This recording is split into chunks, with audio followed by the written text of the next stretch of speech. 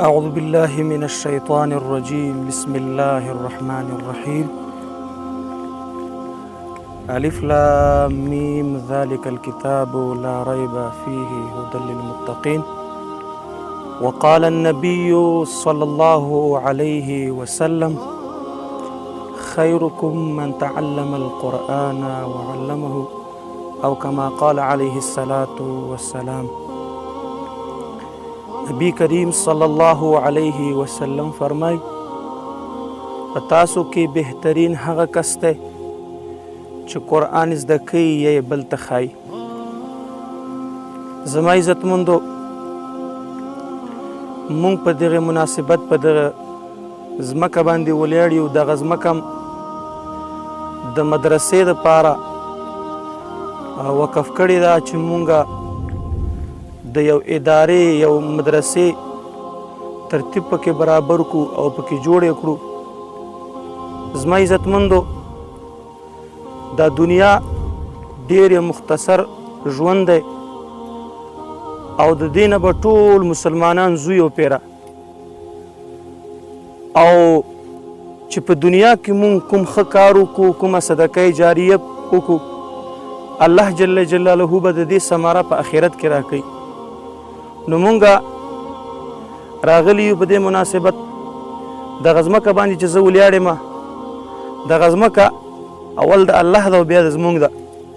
دغه وقف کړې ده د مدرسې دپاره چې په دې کې مونږ مدرسه جوړه کړو او ټولو مسلمانانو نه مونږ دا هیله ده، دا خواست دی ورته چې مونږ سره په دې کې همکاري او مرسته او مدد وکړه.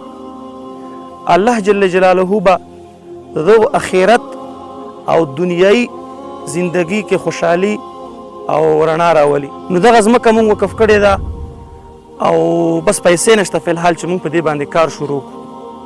نو باید چې مونږ سره په دې کې ټول مسلمانان همکاري وکړه او په دې کې مونږ سره مرسته وکړه چې د ماشومانو لپاره د سوري د یو برنډې انتظام وکړو چې په دې کې مونږ د قرآن بی حدا گناهگار یم لوی خدایا،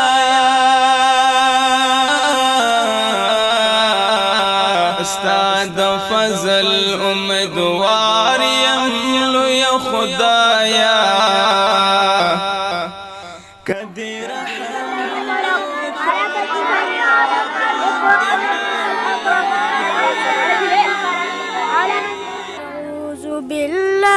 من الشيطان الرجيم بسم الله الرحمن الرحيم إذا جاء نصر الله والفتح ورأيت الناس يدخلون في دين الله أفواجا فسبح بحمد ربك واستغفره إنه كان توابا.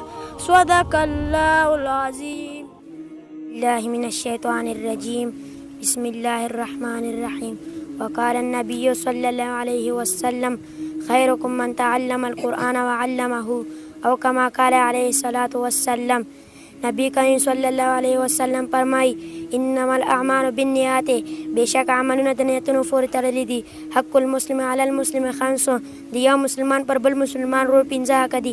رد السلام، د سلام جواب ورکول، و عیادت المریض، د ناروغ پوښتنه کول، و اتباع الجنازه، د جنازې پسېدل، و اجابت الدعوت، دعوت یې منل، و تشمیت العاطس، پرنجي جواب یې ورکول. الرحمن الرحیم. د المقدس خیره بنسټ قدمونو لیدونکو سلامونه او نیکې هیلې.